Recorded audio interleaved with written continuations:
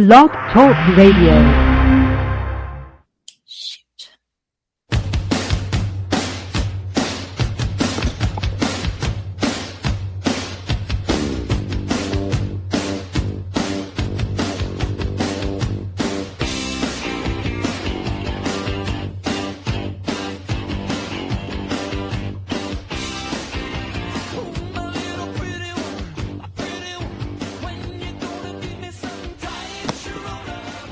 Good morning, and welcome.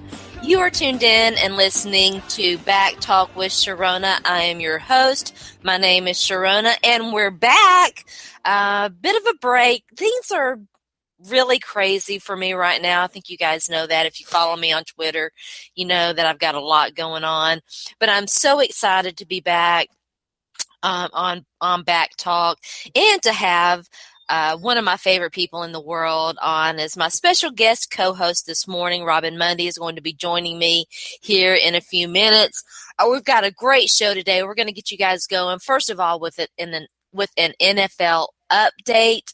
We're going to talk about the fact you guys have heard me talk about the fact that the NFL has a female problem. It still has a female problem. We're going to talk about that. Then we're going to talk a little bit about agency and privacy, and I'm going to talk about why I feel very strongly that Adam Schefter was wrong in what he did in releasing Jason Pierre's medical records, medical information.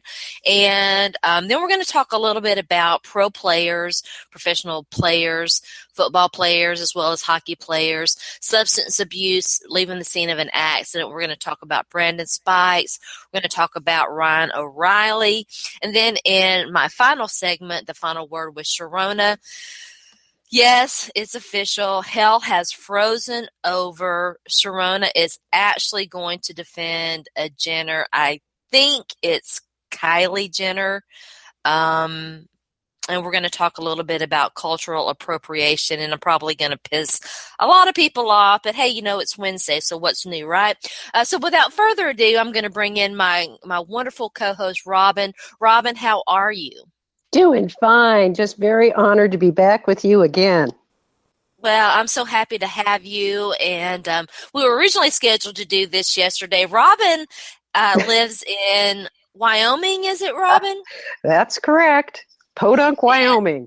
Yeah, and so she was having some trouble with phone and internet, and I was having trouble with my brain, and it turned out a little bit better.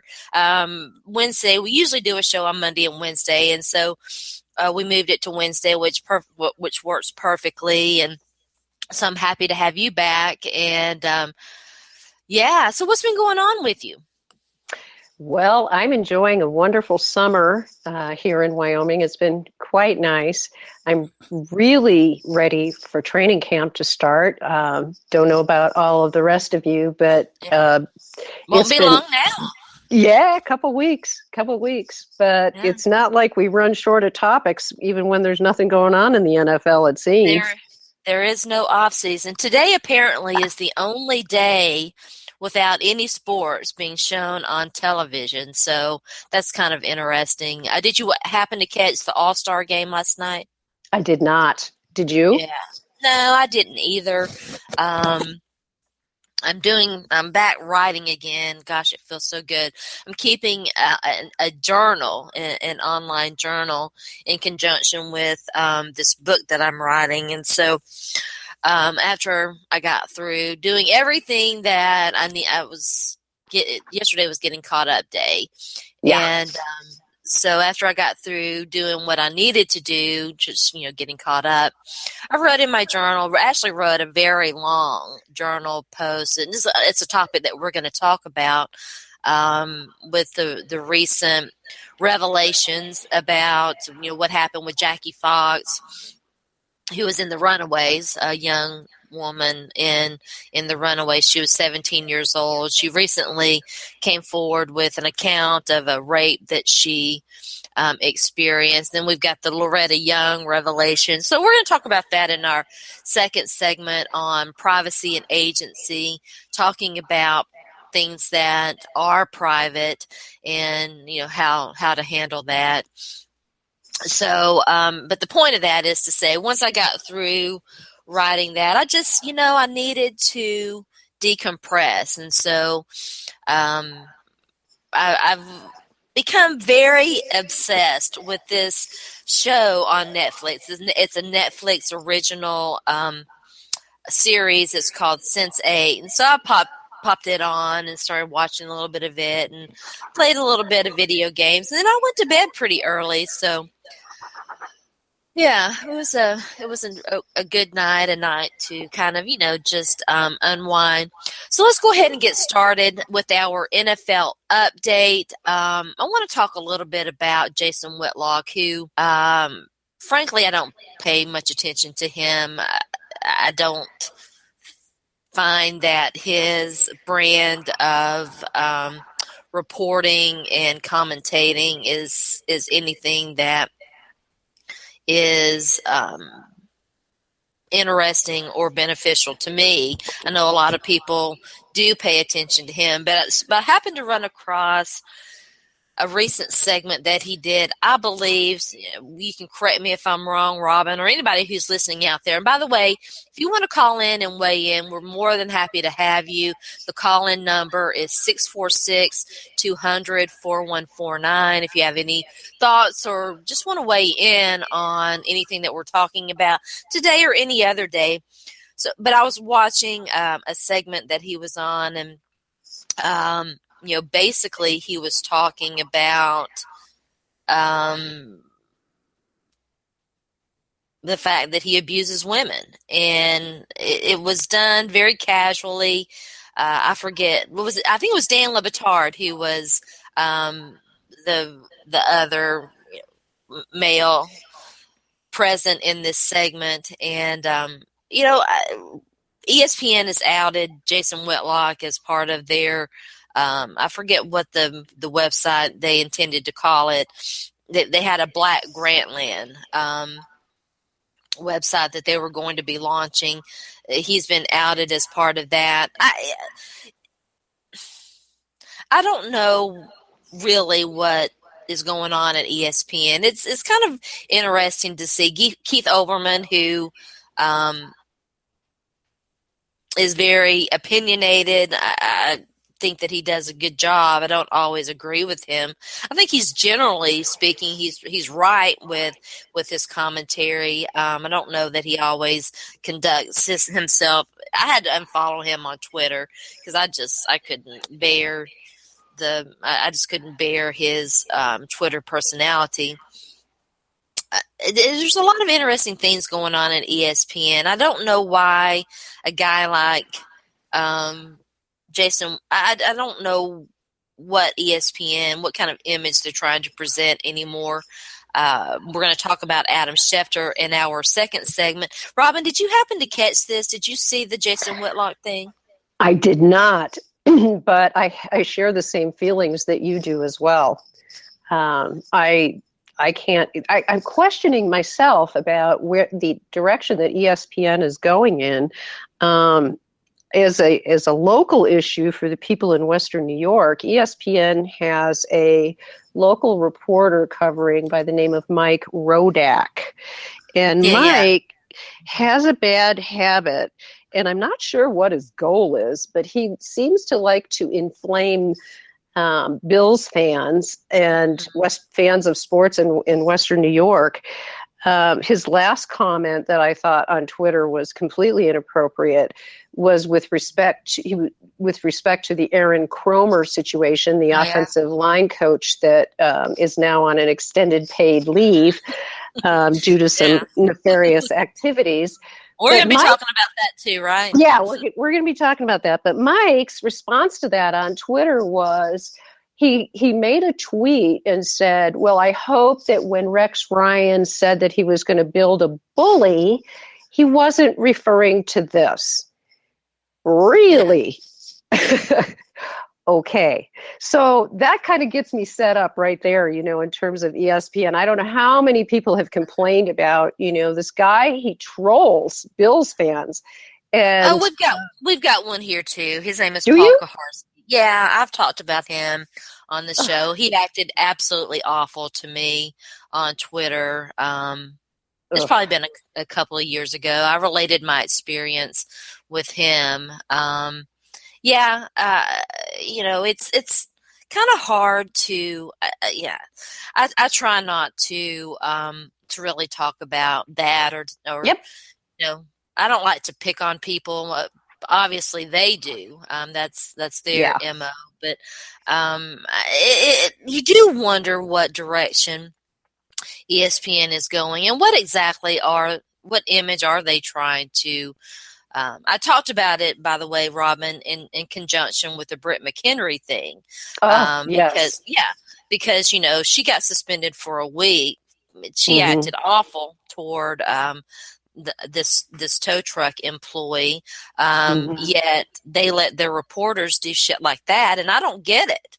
I think it's completely a double standard, and Sharona, there's enough in the world to be negative about. And I guess I feel like, what is ESPN doing by supporting this kind of behavior in the people they are paying? Mm-hmm. Yeah, it's very interesting. But the thing that bothered me more than anything, I think, about the whole Jason Whitlock, Dan Le Batard thing is that, listen, to talk so casually about abuse, and it really does sort of trivialize it. And to talk to any survivor of an abusive relationship or an abusive situation, and you'll find out pretty quickly that that's harmful. It does damage. Absolutely. It absolutely does damage. Go ahead. And I don't know how ESPN can continue to pretend like it is in the business of being inclusive. It's trying to be more promotive of women's sports and be more I don't know what word I'm searching for, but to be more supportive of things that that are important to women, and still promote and recognize this kind of behavior. It's astounding to me. Absolutely, and it goes to the issue of gender supportiveness and gender neutrality. And this goes back a long way. But I go back to thinking about, well, if you're not part of the solution, you're part of the problem. And I'm very concerned about entities such as ESPN that are very powerful, and it produce very powerful images, sort of recklessly allowing that kind of negativity to permeate amongst their staff. Yeah, and it's not, it even goes, the reporter thing that we talked about, that's one thing. But what Jason Whitlock was talking about goes beyond negativity, and it goes into abuse. Absolutely. And it's that kind of thing. And, they allow Stephen Smith to do it with their canning of Keith. This is one reason why I'm so concerned about them canning Keith Olbermann. I wonder who's going to be the counterpoint to that.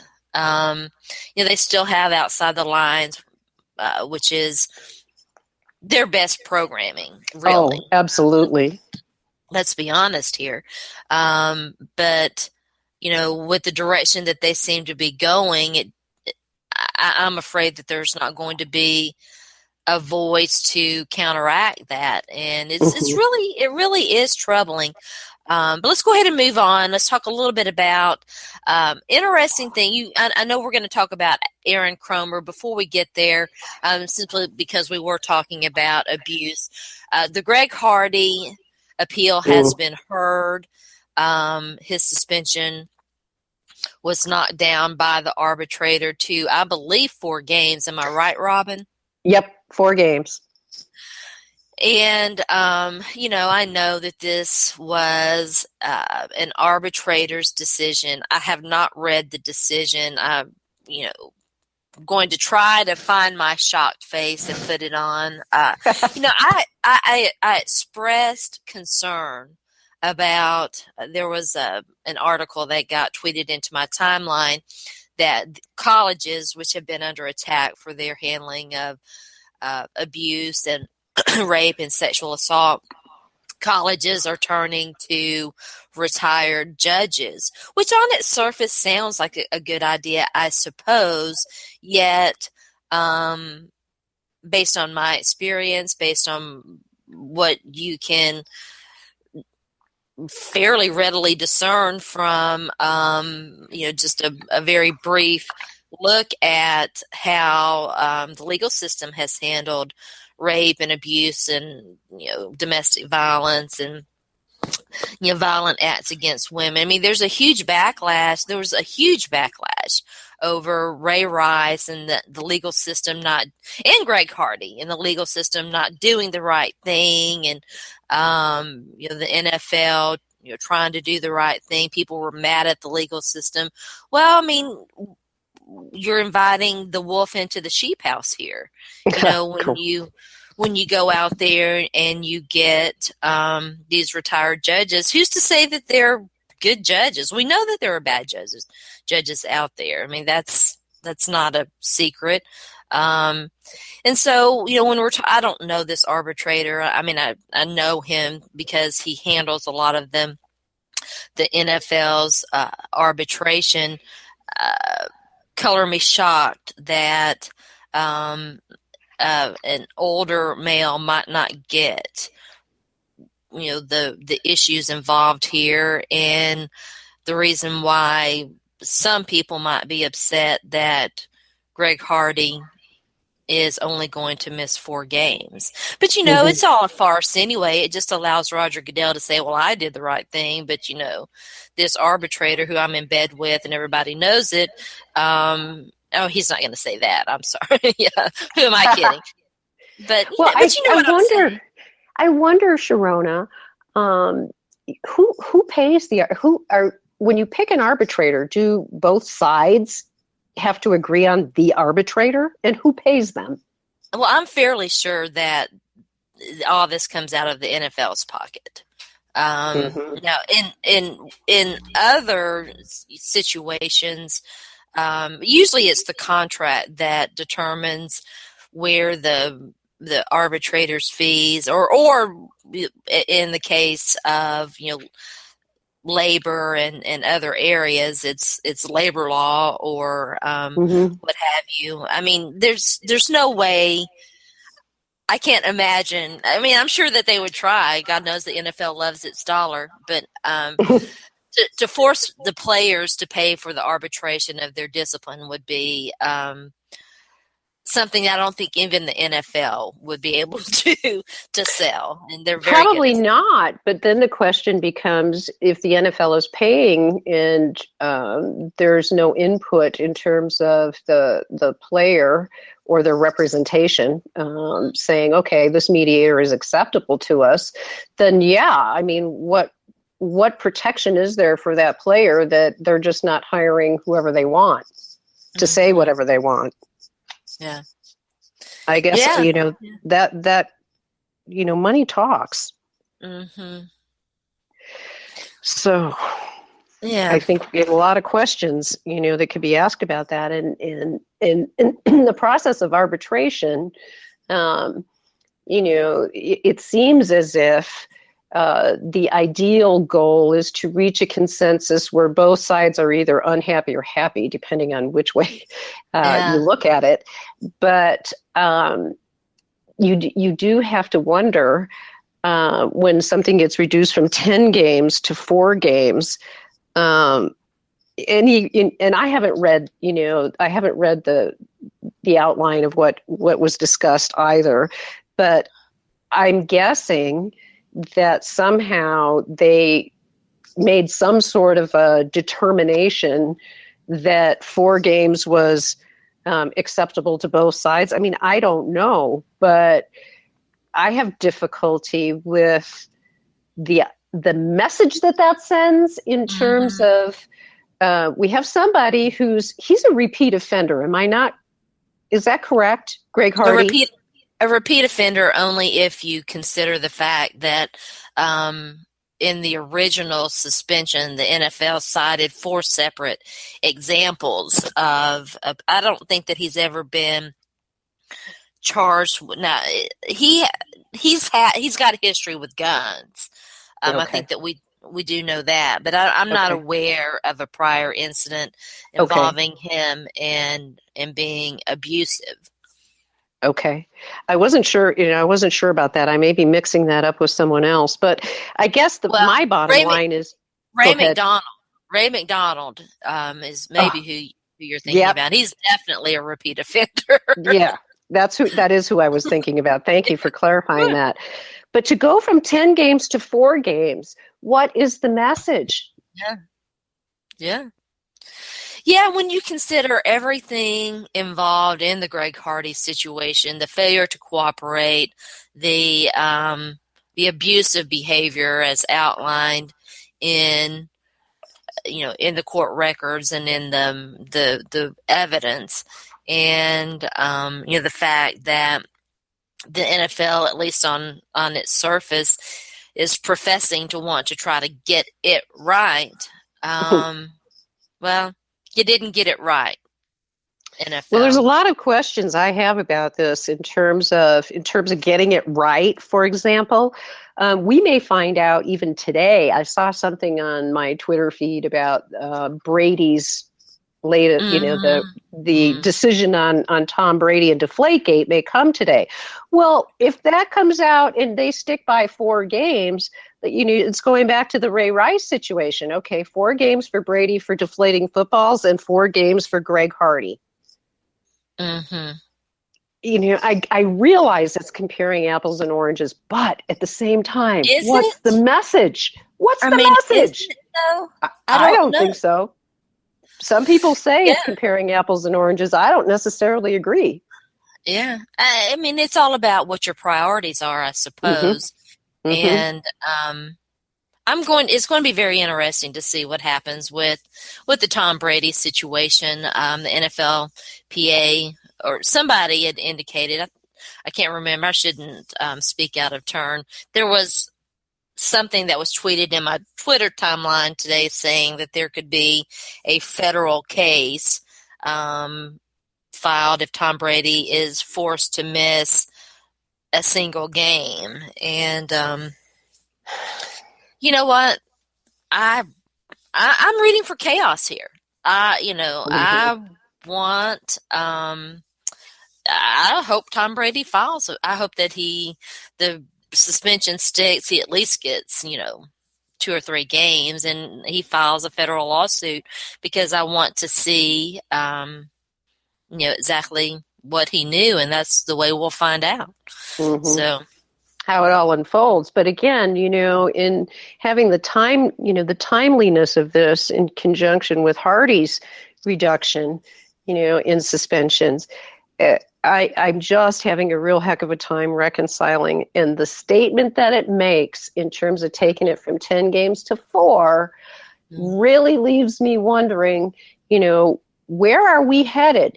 Now, I know we're going to be talking about Aaron Cromer coming up, but this kind of leads into that for me as a Bills fan, and, being perfectly outraged by what I saw, in the police report. This just says to me, the NFL has a real problem, and they absolutely must start to gain some proper perspective on all of this, because when you start having coaches, it's bad enough having players, but when you start having coaches getting involved in these kinds of things, it is time for the NFL to send a message of zero tolerance for this crap. Let's talk about Aaron Cromer. But before we do that, I have to ask. Speaking of the Cowboys, Jerry Jones, and the NFL, Des Bryant. There's a showdown.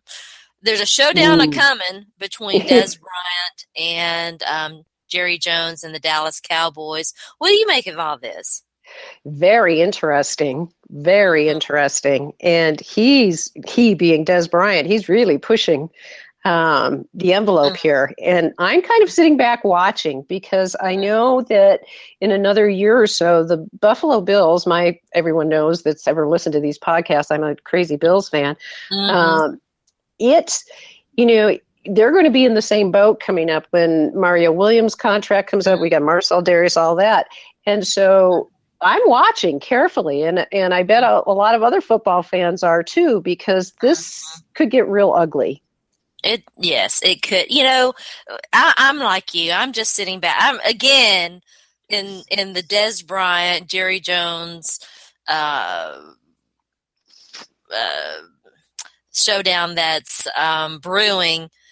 It's who do you root for here? I can't shake the feeling that Des Bryant is a prick who probably wouldn't be playing right now if Jerry Jones hadn't hired a bodyguard for him and babysat him for 4 years. Yet, on the other hand, we're talking about Jerry Jones. And so there's really nobody good to root for in this scenario, right? Well, I think let's be real here. What if Jerry Jones hadn't hired a bodyguard to babysit this guy? Would he even be in the league right now? I think that's a very good question. I know it's a hypothetical. I don't care if Des Bryant gets his money. I really don't. But it is going to be interesting to see how that. Oh, by the way, we're still waiting on that tape, Mike Florio. But I don't see how. I'll be interested to see how this situation does end up panning out, because it's really kind of hard to root for anybody. Well, it is. And, the other issue, again, as for fans of other football teams, we're watching this and going, okay, we all have to look at the team concept, and players. Yeah, everybody's got to get theirs. I get it. Everybody has to get theirs. But at the same time, if you want to be on a good team, you have to be willing to work together and understand that there is a salary cap. And if they're going to overpay you, then what part of the team is going to suffer? Yeah, another thing too, when has holding out ever helped anybody? I still remember Chris Johnson. Chris Johnson didn't do shit after he held out. And, it's just, it's the way it is. And there's one NFL player I know came back to have a good season after a holdout. I don't remember. It's so rare. I should remember who it was, right? But I don't remember. I'm trying to think. Yeah, we'll see. We'll see how this does end up panning out. But, Des, I wish you the best of luck with your holdout. Honey, I hope you get your money, but I hope you know what you're doing here. Exactly. Well, so you've set us up. You're a Bills fan. You've got this mad love for the Bills. How did you feel about this latest Bills news? Oh, I was devastated. I actually saw it across my timeline, and I literally had to blink and look again. It was like, what? A coach? And yes, I, like many Bills fans, I'm sure, was devastated. And then I got to thinking, it's kind of what you do as a passionate sports fan. Maybe this won't be such a bad thing if he's not around Richie Incognito. That's not going to bother me a whole lot. Okay, so Greg Roman, you can take over. The Pagulas have their hands full. Oh, lately. They do. They absolutely do. And this incident and the incident with Ryan O'Reilly, which we'll talk about later. These are the first two disciplinary issues that the Pagulas have faced that originated on their watch. Okay, so now we get to see what this ownership group is going to be like in terms of, how's Terry Pagula going to deal with this? How's Kim Pagula, feel about having a guy on her team that took his 21-year-old son and beat up a bunch of kids or a couple of kids and threatened their families? Mm-hmm. This is wow. Yeah, I mean, wow. That's like the deuce trifecta. It right? really is. And he took his kid. He took his kid. And that is the issue that has escaped people's attention right now, that is just leaving me pulling my hair out. It's like, what universe is it a good message to take your 21-year-old son and beat up some kids and threaten their families? I don't understand it. I don't. And as we all know, Aaron Cromer has a history of popping off his mouth at bad times, i.e. Jay Cutler back a couple of years ago. Didn't he get fired for that? I believe he did. Right? Yes. Yeah. And so he ends up with the Bills, and you'd think, okay, he was very remorseful. After that incident with Jay Cutler, it's my understanding from what I read, he was extremely remorseful. So you would think somebody that remorseful, knowing they put their foot in their mouth, would be very careful about popping off on situations. And we alluded to this earlier. I have to wonder if there isn't some kind of substance abuse problem going on. Because the time when this alleged incident occurred was like at 1:45 in the morning or something like that. So you have to wonder. Of course, they say nothing good ever happens after midnight. And you wonder if alcohol, for example, was involved, because we know what happens when you combine alcohol with testosterone.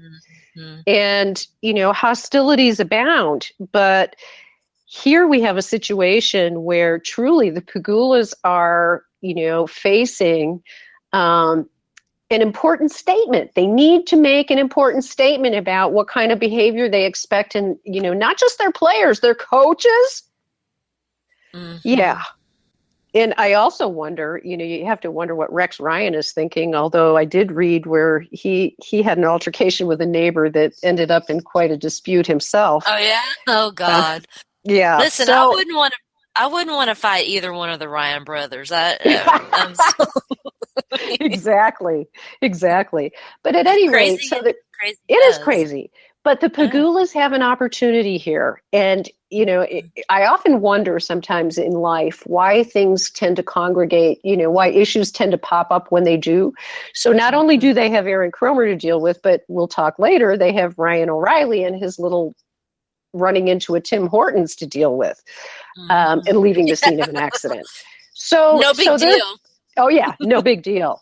So they have two very serious issues, on the plate right now. And I am going to be, and I'm sure that there are a lot of fans in Western New York who are going to be very curious to see how this all shakes out. Mm-hmm. Yeah. It's definitely going to be interesting. What do you think is going to happen with Tom Brady? I don't have a single feeling one way or another. I have no idea what's coming. Usually I'll get kind of a feeling, okay, my gut feeling is this or that. I don't have one this time.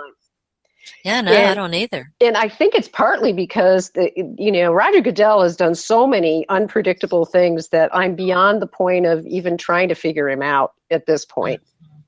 The flip-flopping and the, going here, going there, all over the place. I don't know how he's going to come down on this side of it. I do know that if Tom Brady if they wipe out all of his games, that's not going to make a lot of people in the NFL, other team fans, very happy. So there's that issue. But like you, I'm also kind of curious to see, what would happen if this goes into a court of law?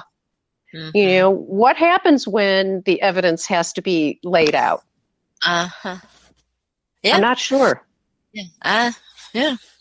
It will definitely be interesting to see. I do have one question, Sharona. I just want to know your opinion about this. Why has this taken so long? What have they been doing in the last couple of weeks? It's rather curious. It's the whole process has taken a long time. But it does seem like the NFL is taking longer these days with these kinds of decisions, with their disciplinary measures, which isn't necessarily a bad thing. I don't suppose, oh, sure. You got to get it right. Yeah, that's what I started to say. Roger Goodell rather quickly issued his initial suspension for Ray Rice, and there's much to be said for taking your time. You can take too long. I agree with you. I think that first of all, I was rather surprised that Roger Goodell actually did hear the appeal himself. I had expected that he would not. Simply because I did agree with one thing that Tom Brady's representatives had said, and that was that Roger Goodell was part of the process and therefore a witness, and were this a true legal proceeding, I think that it would have been appropriate for him to step down. But nevertheless, he did not, and he did hear the appeal. I rather suspect it's probably going to end up 2 games. I think that 2 games is... maybe that's enough. I don't know.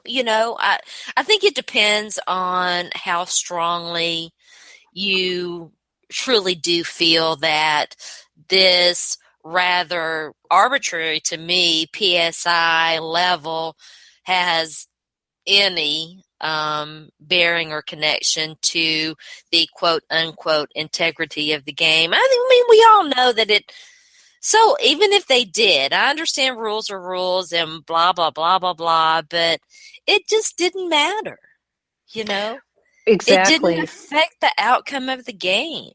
And that does seem to me, in my opinion, the same. The issue in and of itself bothers me less than Tom Brady's response to, not being forthright. That's the issue that I have. How do you really reconcile that you don't even know the names of these players that are or these workers that are responsible for your balls, your footballs during games? That just doesn't pass the smell test. A lot of what Tom Brady was saying did not pass the smell test. Yeah, I completely agree there. And what do you do, and how do you deal with that? And well, if he gets 2 games and he decides to file, that will be very interesting.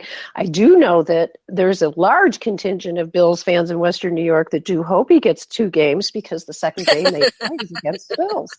But aside from that, it's going to be very interesting. But again, at the same time, we're running these parallel issues with anger management and substance abuse and physical abuse.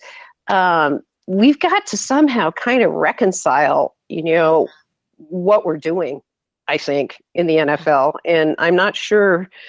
It's going to be very interesting to see how this all shakes out. Yeah, it really is. Let's take a quick break. I was going to go ahead and move on to Adam Schefter, but let's go ahead and take a quick break. And when we come back, we're going to talk about Adam Schefter releasing medical records on Jason Paul Yes. Pierre.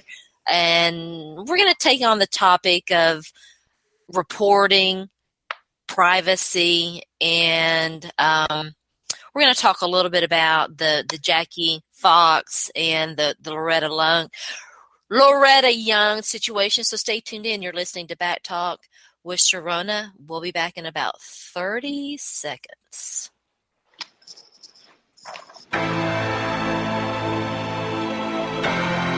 And they say they know me.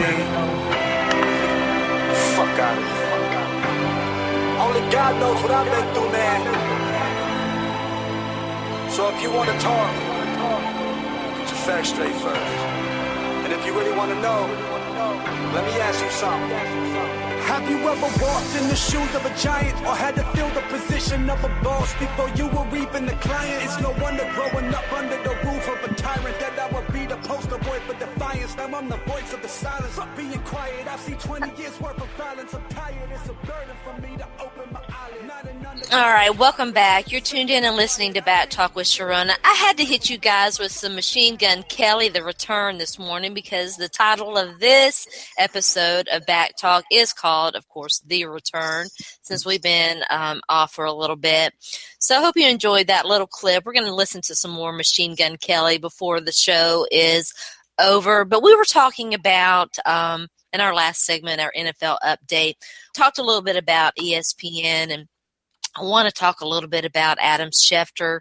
Adam Schefter, of course, NFL insider for ESPN, who's, and I don't mean this, I don't mean to say this in a negative fashion, but his claim to fame is trading information, which is a perfectly legitimate niche in the sports media world. There are those movers and shakers and players who their thing is they get information and they break news, and Adam Schefter is one of them. Now, Jason Paul Pierre, one of a few. There were, I know, at least one more, and probably, if truth be known, more that we may not even know about. People on the 4th of July like to shoot off fireworks. I like to shoot off. I did not do it this year for a lot of reasons, but in the past, we, have shot off fireworks. It's fun. It's a tradition. The 4th of July and fireworks are very much kind of part of the American fabric. And so Jason Paul Pierre took that very fun activity to the extremes and had, as I recall the reports, an entire U-Haul full of, and it wasn't one of the big, huge, long ones, but it was a fairly good size, smaller U-Haul that was full of fireworks. And I'm pretty sure that his last words before the incident that we're getting ready to talk about were, "Hey, y'all, watch this," because that's the famous last words of anyone who does something stupid like shoot their hand off with a bunch of fireworks. But I digress.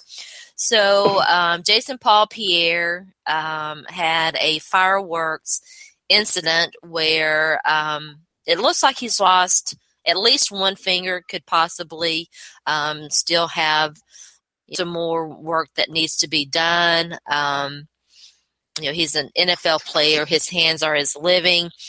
In retrospect, not the best decision he's ever made, but one of the more interesting parts of this was that there were conflicting reports. Nobody really knew what had happened except that, he had these fireworks. There was an incident and he ended up in the hospital over it. The New York Giants went down to visit him. I believe that they were there for like 3 days and never even got to see him. He was very much being keeping them in the dark about his condition, about what had happened.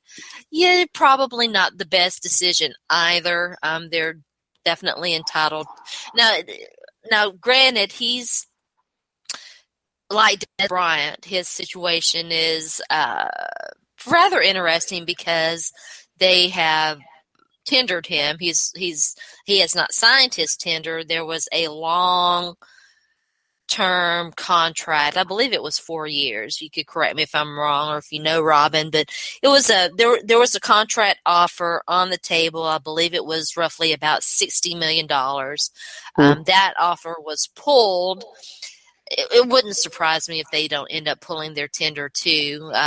There's been some conflicting reports on whether that's going to on the table, going to happen, or what have you.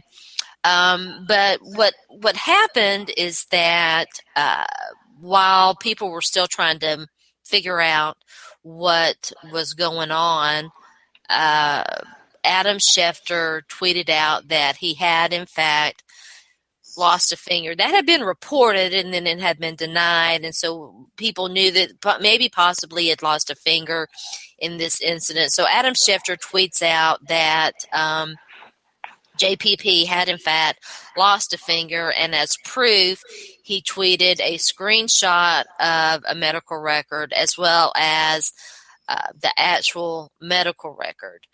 Now, we're probably never going to get the truth about what went down with the release and the acquisition of that particular information. There was a huge backlash on Twitter about what Adam Schefter did, rightfully so, in my opinion. Adam Schefter, in my opinion, was wrong. I think that just because you can do something doesn't mean you should, and that is a maxim that more people need to add to their repertoire. And it's interesting to me.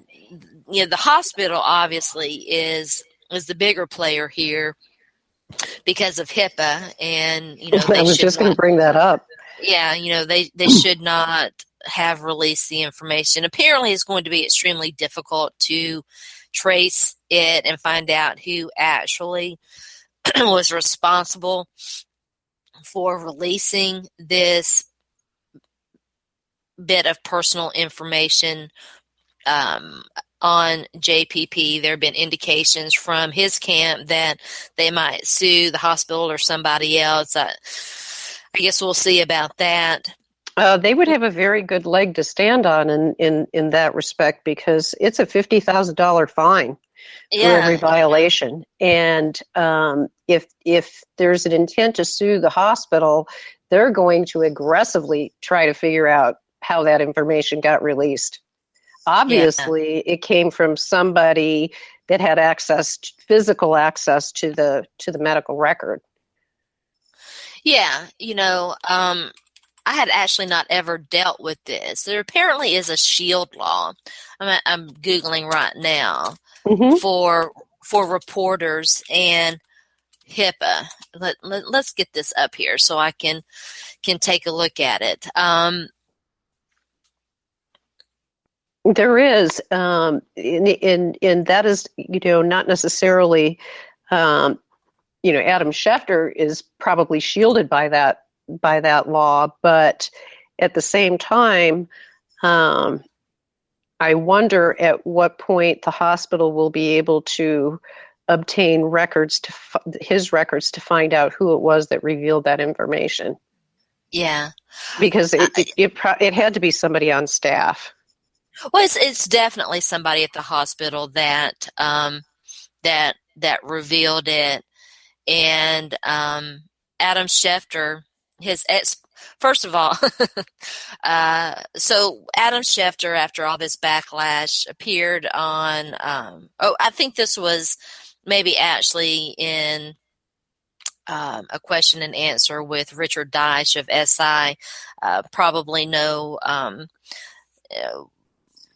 Protection. I mean, Sharona, be good. Sharona, be good. probably a very friendly way for Adam Schefter to reveal or try to reveal how all of this went down. But Adam Schefter said that he did not contact anyone at the hospital, that the source came to him, that it was offered to him, and that he only included it as proof so that people would believe him. First of all, I mean, none of that made any sense to me. It doesn't make sense to me either. Any credibility with me whatsoever. Does Adam Schefter think that he has a credibility problem such that he feels the need to tweet someone's private information in order to bolster a report that he is presenting? There seems to be aware of that.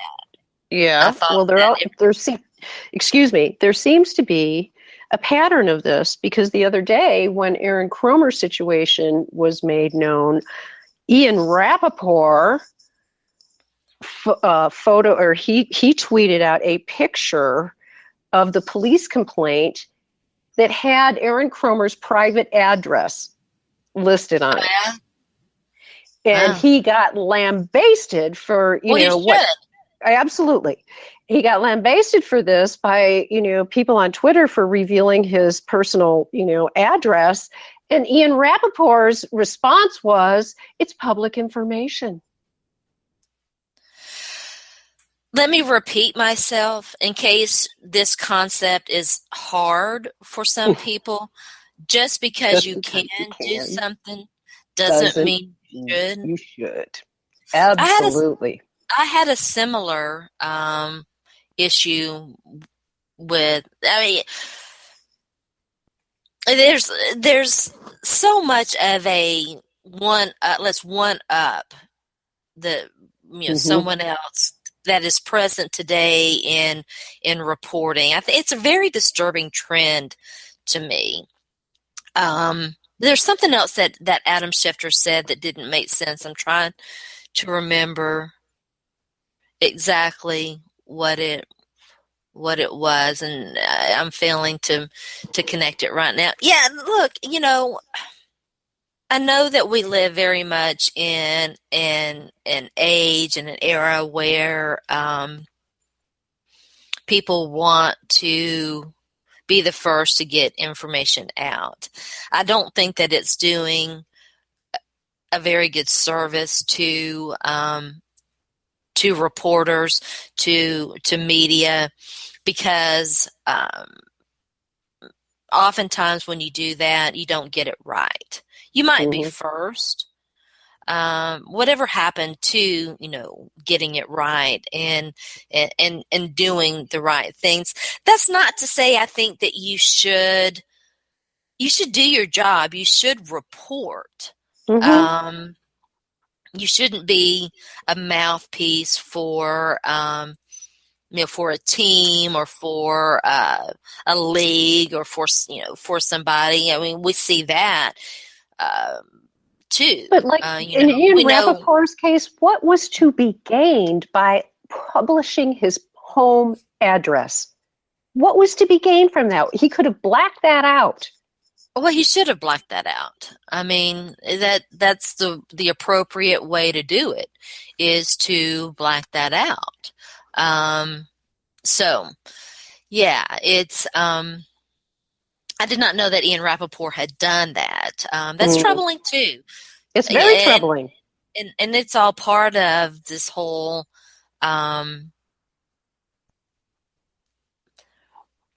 you think about what you're doing when you report about something that is and should be private. And, how would Mr. Rappaport feel if someone published his address? Yeah, right. Yeah. I don't think he'd be very happy about it. Yeah, and I think the thing about, first of all, I've just pulled it up. I'm going to have to didn't have a chance this morning. I'm going to have to take a look at these shield laws. I don't think that there should be a shield law to protect Adam Schefter in this situation.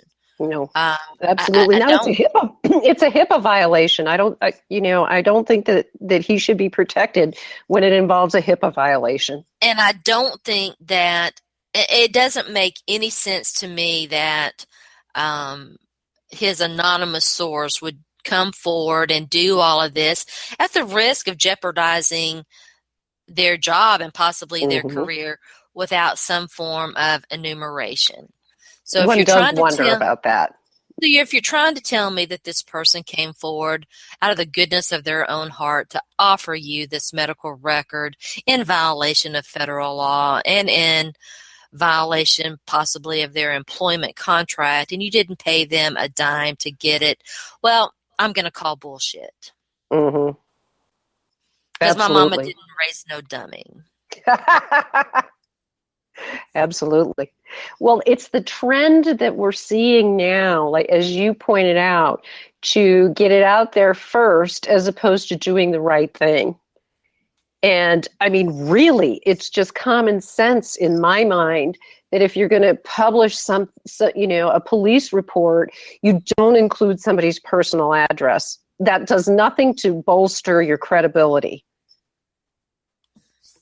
Absolutely nothing.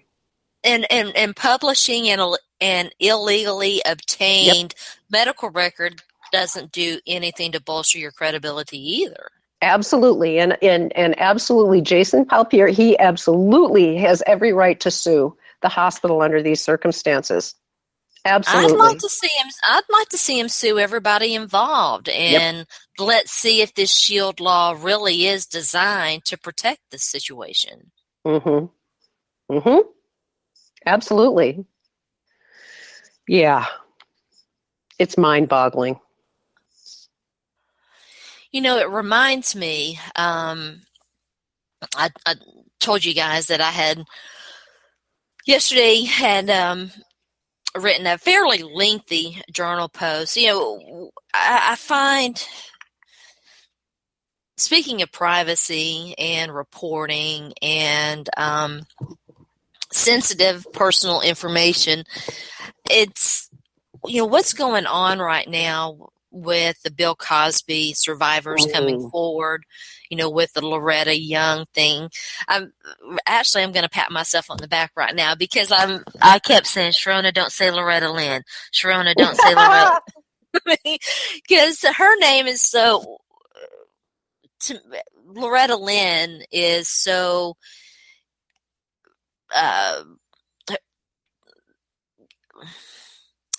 associated. That pathway is well worn in your brain. Yeah, I was searching for the word associated. She's so associated with the name Loretta that I was like, I'm going to mess this up. But anyway, Loretta Young was a screen star back. I believe she started acting at a very young age. She was a child star. She was beautiful. Oh my gosh. I looked at the pictures of her yesterday. She was beautiful. She starred in a bunch of films. She had her own television show. She was a devout Catholic who really represented that what the Catholic Church, the model of womanhood. You know, she was she tried to project that kind of image. Yet there was an incident, you know, in her past when she was a young woman, and we're only now really finding out the details of what had happened. And apparently, what had happened, she had been in a movie with Clark Gable, who is a known womanizer in Hollywood. He was married a bunch of times, and was known to cheat on, you know, every single one of his wives. And so anyway, there was a situation, and it looks like from all accounts, the people involved are all dead. Loretta Young had a child out of wedlock. Her name was Judy. She created this story, this narrative. You know, she went into hiding to have her child, and then, staged this adoption. And there were rumors for years, but nobody ever really knew. It wasn't confirmed that her daughter, Judy, who's dead now too, was in fact Clark Gable's daughter until a memoir was published after everyone involved was already gone. And so what we're now finding out from people who are very close to her is that when she was in her 80s, she was apparently a big fan of watching Larry King live, which I just found adorable. So she liked to watch Larry King live, and Larry King had an episode where the topic was date rape. And so she started asking what date rape was, and these people who were close to her were trying to explain to this 80-something-year-old woman what date rape is. And, she basically confirmed that is what had happened with her and Clark Gable. And as a result of that situation, the child, Judy, was conceived and born. And it had already been confirmed and established that she had said, when she found out that she was pregnant, how could that be? It only happened just that once. And what had happened, there had been a flirtation on set, but she had rebuffed his advances. She had not, there was no affair with Clark Gable. He apparently, had tried, and she had said no. And so there was a train ride back. Nobody knows what happened on the train. She didn't reveal that, or if she did reveal it, nobody has said. So, one of the more interesting things too about her story is that she was very criticized for the fact that she was this devout Catholic, and that she carried that devout Catholic womanhood banner, and was very at times was hard on other women because of it. And many people criticized her for being a hypocrite because they believed that she had this illicit love affair with Clark Gable, from which this child came. And now we know that the story is a little bit different. Mm-hmm. So, the backlash seems to be, in light of what we know, the backlash seems to be all the more awful, because it wasn't what people thought it was. We're extremely hard on women, just extremely hard on women, and I'm going to talk a little bit about that in the final segment when I weigh in on this Kylie Jenner and braids and cornrows and cultural appropriation. But when you contrast that with this other story that I want to talk about, and that's Jackie Fuchs. I hope I'm pronouncing that correctly. Fuchs is her real name. She was a guitarist, a bass player, I believe, in the all-female group, the Runaways. Joan Jett was in it. Some other famous musicians were in it as well. There was an incident when she was 17 years old. Their manager was notoriously a douchebag. Apparently everybody knew this.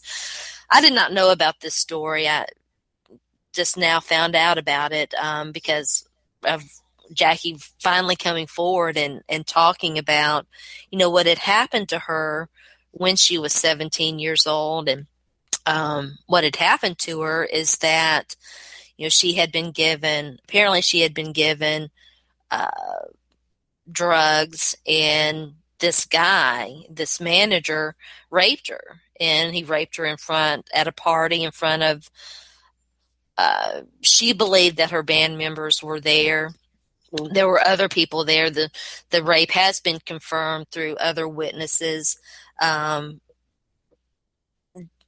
there is some disagreement between her and Joan Jett over, I shouldn't say it that way, because I think that that's part of the problem here. What Joan Jett may or may not have seen and been aware of is a little bit unclear, is a better way to put it. Mm-hmm. But in both of these cases, the story became about their appearance, their image, rather than what had happened to them. Mm-hmm. The story in the Jackie Fox situation became about the dynamics and the interaction between her and her teammates, her bandmates, instead of, oh my God, look at this horrible act. Let's talk about that. Let's talk about rape. Let's talk about, a 17-year-old young teenage girl being put in a no-win situation, basically. And the fact that, she and a lot of other people involved in that terrible scenario didn't know how to respond. They didn't know how to react. She didn't know how to come forward. Loretta Young didn't know how to come forward because we don't talk about rape. We don't talk about it the right way. When we do talk about it, it's basically to try to pick apart the victims. And, instead of talking about it in a way that facilitates the discussion, we disparage the victims. We want to tear the victims down, and we want to pick apart their stories. I think that there's a lot that we can learn about how to report on privacy matters and how to approach, when something that is extremely personal and private, when it happens to someone, I think it's always important to keep in mind, just because you can doesn't mean you should. Oh, absolutely. And that's maybe as important, if not more important, when we're talking about privacy, then when we are talking about any other thing. We just live in an age where our privacy rights are they've been eroded by the courts. They've been eroded by technology. And by technology too. Yeah, absolutely. I used to be very fond of saying, the First Amendment was a very good thing, except that we don't know we no longer have it. Our Fourth Amendment rights have very much been eroded. Terrorism and some of the things that have happened in the United States over the past 20, 30, 40 years have contributed to that. I mean, how do you balance safety with individual liberties and privacy? And this is one of the areas, one of the things that I've been very critical of Barack Obama. I do think that his administration, whether you understand, agree, or disagree, I think that we can say that Barack Obama has presided over some of the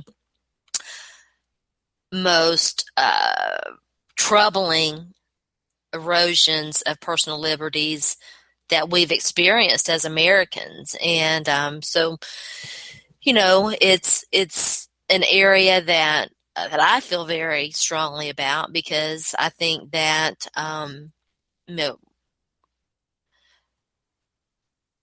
we should be entitled to have privacy, to have to be able to control our narrative, and then to be able to release things that are personal and private to us in our own way, in our own time. And, Absolutely. you know, I don't know. I Go completely ahead. agree with you here, Sharona. I'm sorry to interrupt, but No, I please just do. I just wanted to say that with respect to this issue, um, and those of you that have heard me talk before, if you know my background, I'm a retired oncology nurse, but also a psychotherapist. And I was in private practice and had a great deal of experience in dealing with women's issues. And not just women's issues, they're issues for all, for both genders. And we're going to talk about this a little bit later, or you are. The one point I'd like to bring up is Mhm. that in my experience in working with people that have had traumatic experiences, be it rape or any kind of traumatic experience, when you force that individual to relive that experience over and over again, that in itself can be abusive if it's Mhm. not handled in the proper way. And okay, what do I mean by the proper way? Well, is it necessary, is it necessary to put a victim through repeated episodes where they're forced to be shamed by their experience and be treated with contempt rather than understanding and supportiveness? I think it's very harmful. And I can't tell you how many times that just going through the legal process has re-traumatized so many people that have been victims of terrible atrocities. And we have to do a better job. We have to do a better job, not just in terms of the legal system, and that's one thing, but also with each other. Mhm. As you pointed out, how traumatizing is it for someone who's been abused in some way to be vilified in social media? I mean, that is just Yeah. wrong on so many levels. And so this person who's already endured some atrocity is having to re-experience atrocity after atrocity after atrocity. And as a Yeah. society, I think we need to do better. And that starts with every one of us, because we can be, attracted to, the news that makes us do that. But at the same time, shouldn't we step back and allow people to have their personal space if they need it and not berate people endlessly on social media? Social media, it can really be the devil. Oh, yes, It can be a wonderful tool. yes. It can connect us. It can inform us. It can be a mechanism by which we interact and communicate and grow to a better understanding of one another. But I can also tell you that for for for me, and I just recently revealed in my journal that I suffer from PTSD. Mm. And, for someone who suffers from, and actually Judd wrote about it. I should have included her in our production outline. I should have included all that, but I didn't. You never know where we're going to go here. But anyway, Ashley Judd wrote about it too. And, when you attack someone, first of all, why would you even do that? Mm. You Mm-hmm. know, I don't know where we got the idea in our society that it's okay to be an asshole to someone on social media. Mm-hmm. You know, you talked about the Buffalo Bills reporter. I talked about my own experience with an ESPN reporter. Um, I, I learned very dramatically from my own experience that if you find that affects you, the best thing that you can do is to unfollow, block, mute, however you need to deal with that situation. Deal with it. Just because you're on social media doesn't mean you have to deal with assholes. And No. if that's something that affects you, it was affecting me. Absolutely.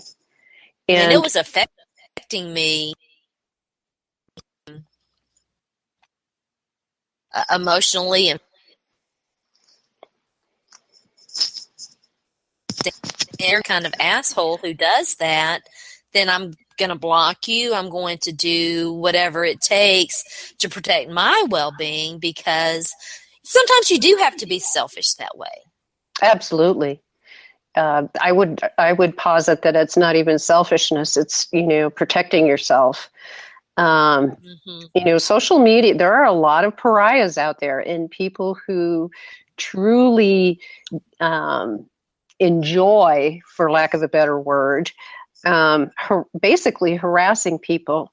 The other thing I can add to that is that being. But Robyn, let me interrupt you for a minute there.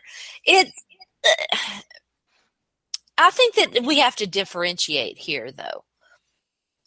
And some rando troll out there on Twitter who comes in your mentions and who says, "Bitch, you don't know shit. You don't need to be reporting about sports."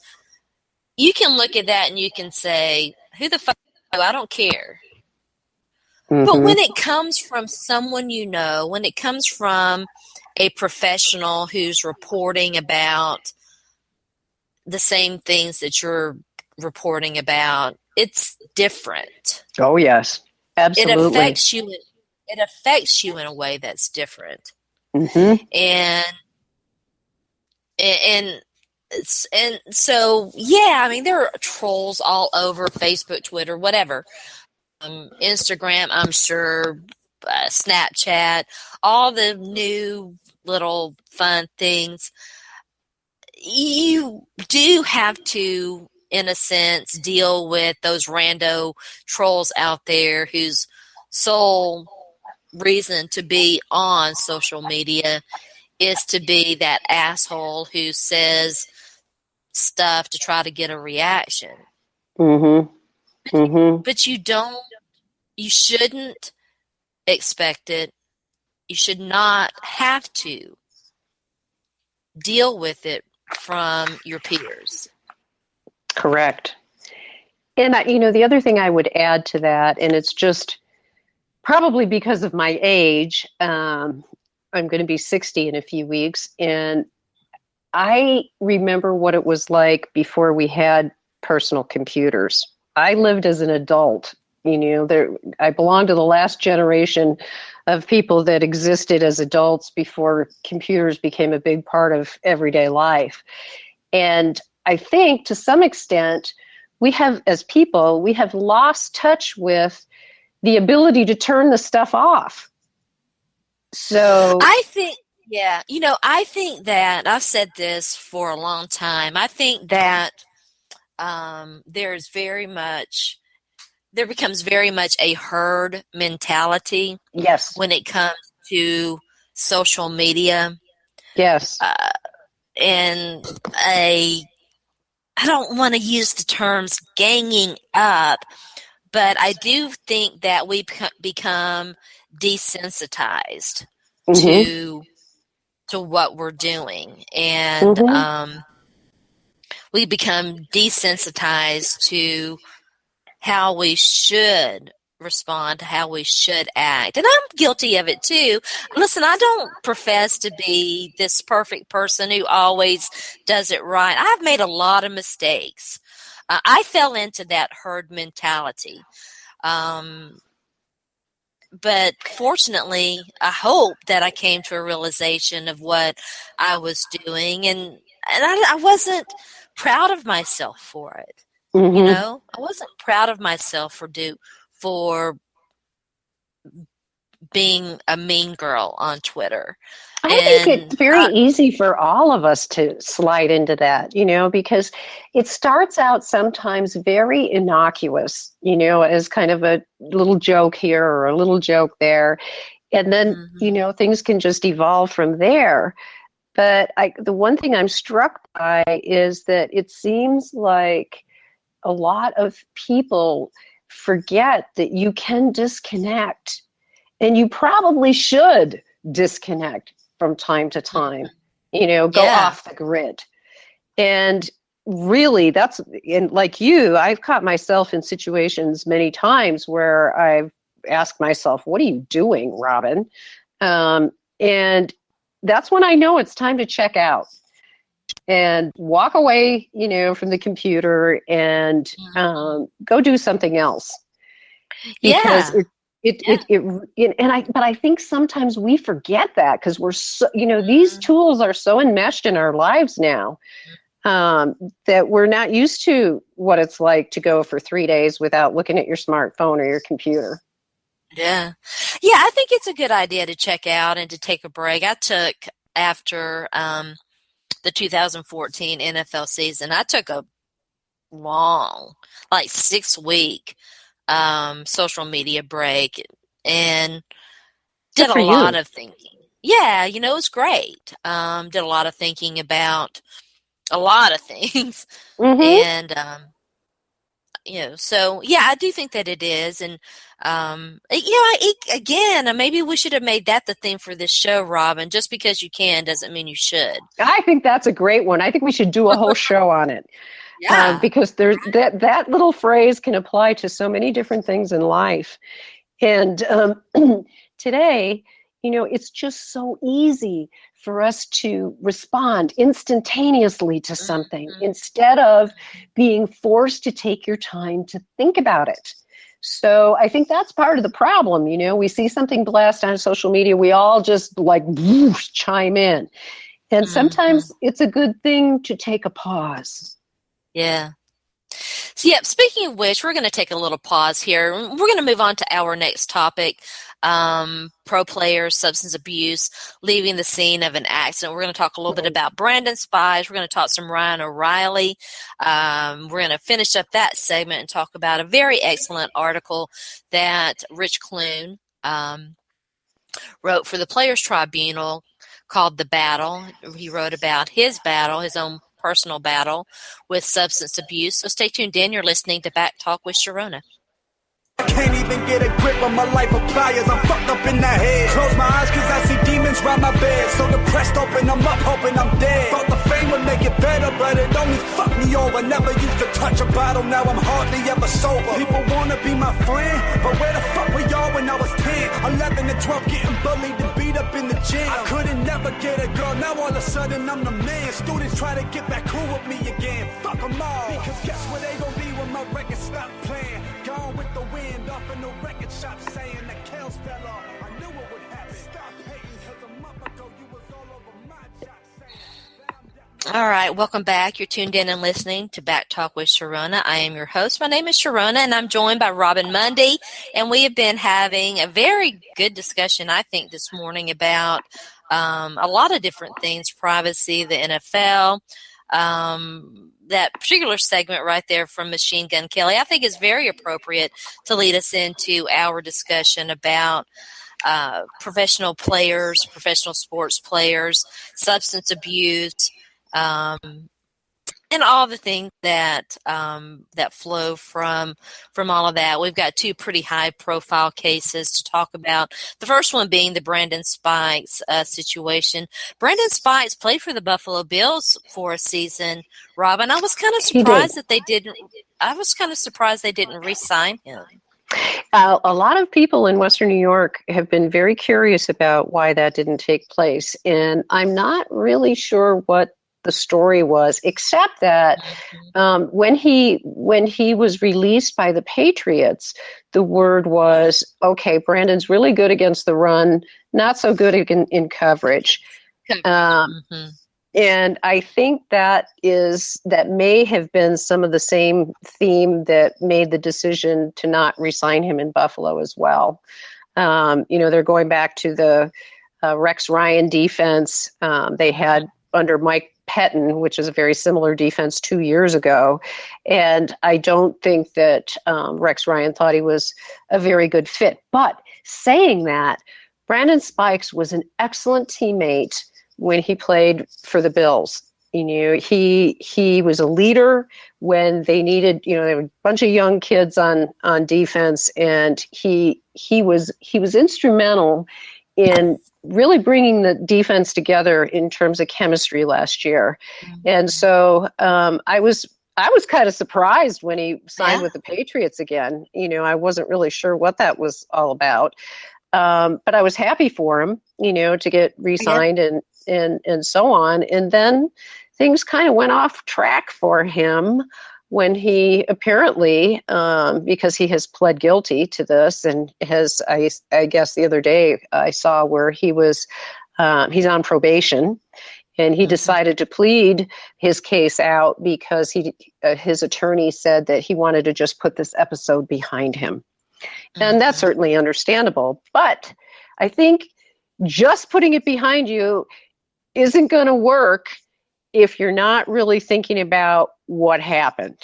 And I hope for Mr. Spike's sake that he has really come to understand the gravity of a situation when you leave the scene of an accident where there are injuries have taken place. Any leaving of the scene of an accident is inappropriate. But these are the kinds of things that we're seeing again and again and again in the NFL, NHL, and pro sports, where we really need to start, I think, looking at handling these situations differently in terms of, they were talking about this in a local radio station in Buffalo, I believe it was yesterday, in terms of the Ryan O'Reilly situation, which I'll get to in a minute.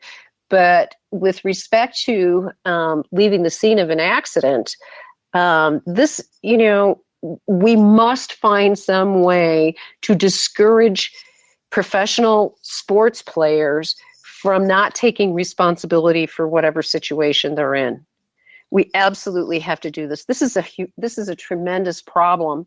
And on the radio, they had made a suggestion, the guys talking on the radio, about increasing and really putting basically a zero tolerance policy down and saying, okay, if you guys start doing this stuff, you're going to start missing not just a few games. You're going to miss 20 games out of the hockey season, first offense. And of course, everybody gasped. But I got to thinking about that.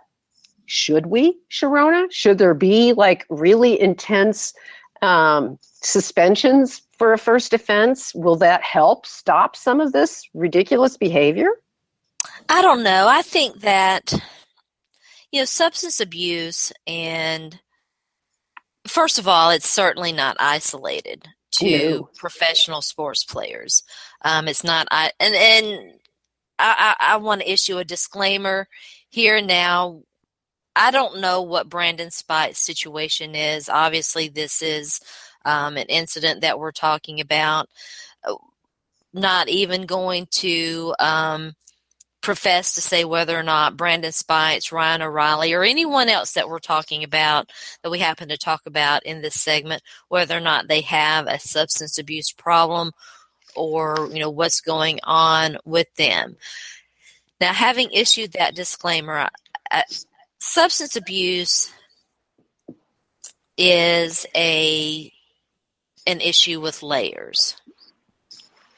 There's always a reason why someone uses drugs, alcohol, whatever, as a mechanism to, ultimately I think it comes down to escaping from reality.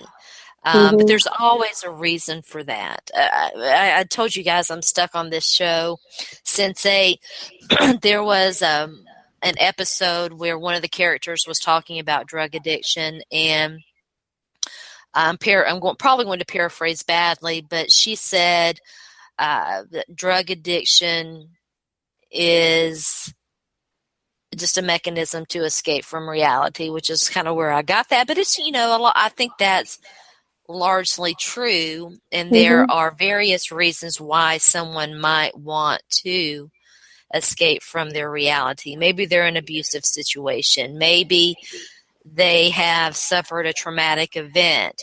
Maybe there are they have physical injuries or physical things that are overwhelming them. I mean, there's just so many different things that it could Oh, be. yeah. Oh, yeah. There could And be, people can, this sometimes can be people, taking risk-taking behavior just for the sake of risk-taking behavior.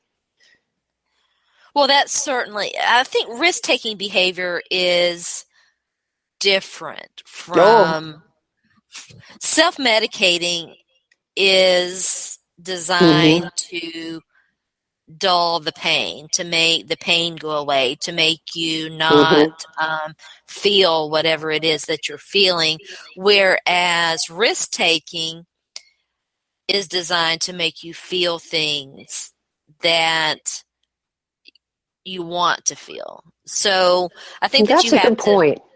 I think that you have to separate those two things, because for people who are self-medicating in order to, dull the pain, there's something going on, and Mm. it's not about it. It shouldn't be about the substance abuse. It should be about let's try to help whatever it is this person is dealing with to maybe, hopefully, possibly make the topical issue, which is the substance abuse, to make the topical issue easier to handle, easier to deal with. And this ties into too what we were talking about in our first two segments. There's a way to handle things and there's a way to not handle things. And just because you can, suspend someone for half a season, for a year, for a substance abuse issue, is that the right thing to do? For a It's a lot good of these, question. guys, and I'm going to say collectively, we as a sports, sports fans and sports media and people who follow sports, we talked about this with the Josh Brent situation, and which I think I had his name right because I was going to say Josh Gordon too. The Justin Blackman. Mm-hmm. Sometimes having that structure, having that, having that drug test, having, whatever, having that whatever hanging over you to make you conform can be a good thing. Mm-hmm. That's very true. And I would use Marcel Darius as a good example. Yes, another one. Marcel has had some difficulties. The man has had the most tragic life imaginable and has pain beyond what most people should ever have to deal with in their lives in terms of losing loved ones early in life and throughout his life. And he's gotten into some trouble. But what his coaches recognized, and I think this was very smart, was that he does so well when he's with the team, when he's with his teammates, when he has a routine in his life, when his life is more structured. So you bring up an excellent point in terms of, okay, so if you suspend him for, half the season, you're basically sentencing him to probably not ever recovering from it. Whereas if he was allowed to continue to play, or he missed a short number of games or so on, but he's back into his routine and doing what helps him stay on the straight and narrow, not a bad idea. That part of it is very good. But somehow, how do we somehow as a society make people realize that you should think about this, just because you can doesn't mean you should think. How can we get that, how can we get that compass into people's heads in terms of saying, no, that's not a good place to go. This isn't going to help me, and it's not going to help anybody. And I don't know. There's no easy answer for that, for sure. There's not an easy answer except this. Rich Clune wrote a very excellent article for the Players Tribune. Players Tribune is a website that is basically, for the most part, run and edited and contributed to by professional athletes. Rich Clune, National Predator, known for his ferocious style of play, wrote a very good article where he detailed his own personal battle with substance abuse and talked about that, how he got help, why he got help, and he finished up that excellent article with some important words to remember.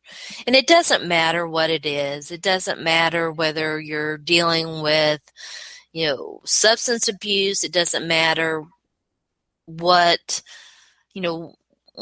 whatever issue that you're struggling with, there's help. And he issued a plea to everyone. It's not just for professional athletes, although, I think, maybe possibly it was designed for that. But, if you're struggling, there's help available and you should get it. Easy words to say, oftentimes very difficult words to follow, very difficult things to do, because there are a lot of reasons why somebody might not be ready to talk about whatever it is, whatever struggles that they're having that has led them to abuse alcohol, abuse drugs, or whatever whatever attitude, whatever they're engaging in, activity that they're engaging in that is designed to help them escape from that situation. There is help out there, but you have to, you also have to let people do things in their own time, in their own way, and hope that they do it, when it can help them, before it's too late. But you can't force these things on people. You can't force anybody to go to. I mean, sure you can. You can force a Johnny Manziel to go to rehab, but if he's not ready for the process, it's not going to take. And so, but these are all things that they're all issues that we're still struggling to learn ourselves. There's so much we still don't know about a lot of things. And I think it's important to, when we have this dialogue about privacy, when we have this dialogue about rape, when we have this dialogue about substance abuse, that it's important for us to all remember that we don't know, that we're still learning, and that we should approach these things with an attitude of, how can we talk about this in a way that facilitates the dialogue, that facilitates the discussion, that that doesn't Absolutely. that doesn't isolate anyone. And yeah, because there's no right way or wrong way to do that. It depends on, as you point out, it depends on each individual circumstance, and trying to find what will help that individual decide for themselves to move past whatever issue they're dealing with.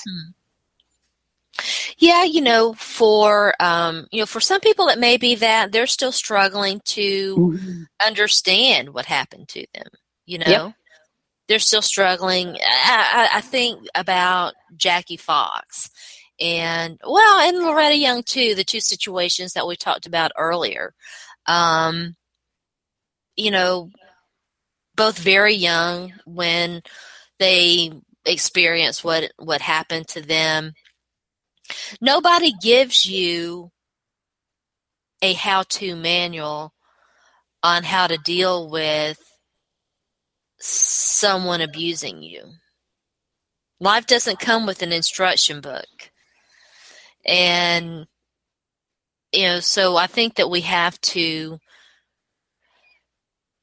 we have to have compassion with, with people who are struggling with whatever it is that they're struggling with.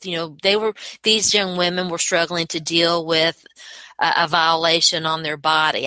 Who knows what Brandon Spikes or Ryan O'Reilly or even Aaron Kramer, you and I talked off mic about, we don't know what's going on with Aaron Kramer. I'm probably Kramer. I've got Seinfeld in my brain. Aaron Cromer, I mean, he may be dealing with some things that we don't know about, and Absolutely. We should have compassion for that. Absolutely. And I do think that there has to be room for for forgiveness and for redemption, and for nobody's saying Greg Hardy shouldn't play. Mm-hmm. Nobody's saying Greg Hardy shouldn't play. Oh, I haven't heard. I mean, maybe there is someone out there saying Greg. We're certainly not sitting here. I know I'm not. I think I can speak for Robyn here. I don't think either one of us are sitting here saying Greg Hardy shouldn't be playing football. I simply think that what the NFL says and what the NFL does is just like ESPN, as we discuss, oftentimes at odds with itself. So, that's kind of the message there. This last segment, I had kind of intended to do this on my own, but Robyn said that she's interested in it too. So I want to get to this because I think as I've been sitting here talking about all these other things, maybe I've learned a lesson too, because I was going to talk, and I am going to talk about whichever gender it was who wore cornrows and people lost their shit over. I'm going to talk about that, and I want to talk about cultural appropriation, and I want to talk about some of the things that concern me when we talk about whichever gender it was that wore the cornrows that people lost their shit over, and Kim Kardashian, and this whole notion of cultural appropriation. And I had been reading articles about this for a while. You guys know that I frequent, if you follow me, if you've listened to my shows, you know that I read Deadspin, I read Jezebel. I'm a very regular reader of Jezebel, and I respect, for the most part, some of the opinions that I read there. And I'm not just talking about what the writers talk about. I'm talking about, there are some good commentators on Jezebel as well. And, I like to read the comments, and, I certainly don't think that I have, that I know all the answers. I know I have a lot of questions, and I have a lot of questions about what we're talking about when we talk about cultural appropriation. I did, before the show this morning, I did a little bit of research on this topic because I don't really get this whole notion of cultural appropriation. I mean, I know what I know what I've read. I know what concerns a lot of people. When we're talking about the whichever gender girl it was wearing the cornrows, I don't get that. I sort of get it when we're talking about fashion designers. Basically, what they're talking about is stealing from other cultures to try to come up with new fashion. In a way, I suppose I can understand that there's a concern about inaccurately representing a culture like the Native American culture that we did such a good job of marginalizing and trying to decimate. We should understand that there's a pride there, and that there is a way to recognize their contributions to our collective consciousness and our collective culture. Because even though there are things that separate and divide us, we still occupy this great country of ours, right? But I don't get the whole thing about the Jenner girl and the cornrows and why we're upset about that, because basically we're talking about braids. And I don't think that anybody has a monopoly on that. I mean, if we go back far enough back, I don't understand the backlash, and I'm not talking about the 17-year-old girl I had never heard of, who called this Jenner girl out and started talking about cultural appropriation, because I understand that she's been taught something and that matters to her, and she wants to express her opinion on that. But I think a lot of times when we talk about cultural appropriation and we talk about the Jenners and we talk about the Kardashians, we're not really talking about hair appropriation at all. We're talking about other things. And I've personally, I don't care much for the reasons why the Jenners and the Kardashians are famous. I think that it's problematic. It creates a problem for women when you become famous for nothing more than a sex tape and who you're dating. But nevertheless, that's the society that we live in. But a lot of times I feel like the backlash against Kim Kardashian and the Jenners isn't so much about the hair, but it's about the men. And I very much am aware that in the year of our Lord 2015, that it's still very much a crime for white women to date black men. And I feel that cultural appropriation, while I think that it has I think that it raises a very interesting dialogue, I think that it's just another way for women to divide women. And that troubles me, because I don't see this. The research that I did, it's in fashion, but it's always talking about women. This doesn't seem to be a big deal among men, and that tells me a lot, I think, about what kind of discussion that we're having. The things that divide us tell as much about us as the things that bind us. And Kylie, I think that's her name, Kylie Jenner wearing cornrows is far down on the list of things that I think women should be concerned about. And so I just wonder where cultural appropriation is going to lead us, because I don't see it leading us into any place that's very positive. I would agree with you. Let's, pick and choose our battles, huh?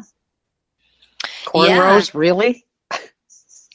I mean, I think back to my childhood. I was, because I had recently learned that I had a great-grandmother who was a full-blooded Native American. She's Cherokee. She was Cherokee. And I was fascinated by that. And I became fascinated with all aspects of that what I perceived to be that culture. I was a child. I saw them wearing braids. I saw, I saw these images, and I very much wanted to be that. I wanted to feel that. I wanted to connect to that. Mm-hmm. But would it even matter if I didn't have that in? Listen, let me borrow again from this show that I'm so obsessed with. In this Netflix series that I'm watching, Sensei, there is a young woman. Her name is Kala. She lives in Bombay. She's beautiful. She wears beautiful clothes. If, for example, I wanted to feel beautiful and wear something that she's wearing, I'm not trying to steal from her. I'm not trying to quote unquote appropriate anything. I'm wanting to build that connection. I'm wanting to it really is about that connection, about understanding. I think that oftentimes our perception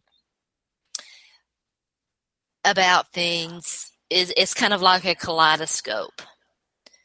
If you turn it one way, you get one picture, and if you turn it another way, you get another picture. And I don't understand why we want to look at a young woman wearing braids as something divisive.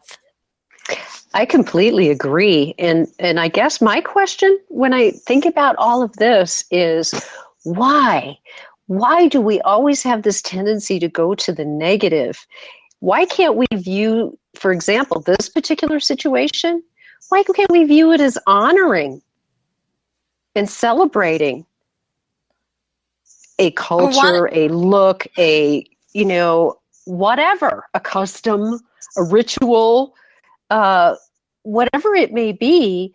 Why does it have to be looked at as something that we're taking from? Why can't it be that we're celebrating and honoring a tradition of sorts? And you're right. I mean, the question is, what makes it inappropriate for somebody to want to wear cornrows? I don't get it.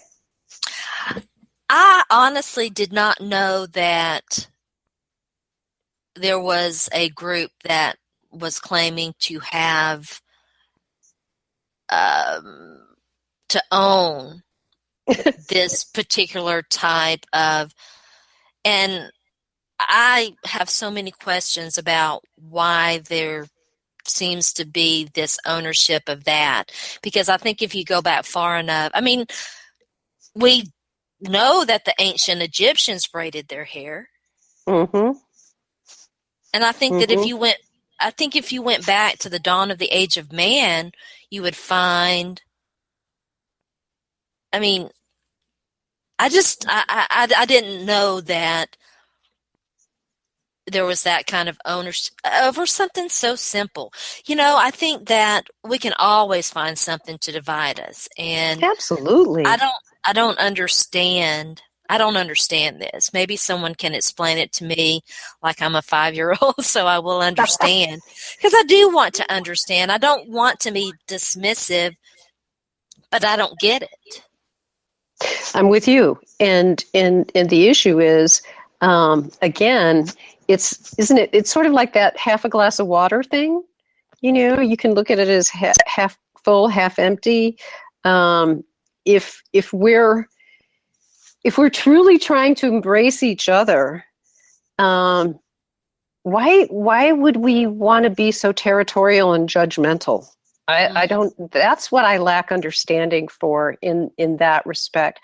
They say imitation is the greatest form of flattery. It's not as if you want to go back to this issue with Kylie Jenner, it's not as if she was degrading in any way. She's a beautiful young girl. She is. And I thought her hair looked very nice. Now, if I tried to do cornrows in my hair, it would really be embarrassing. Um, but, but she did. I mean, she looked beautiful. I did not see anything that would make me go, oh, and okay, I don't you know, understand it. I don't get. I don't get Simply it.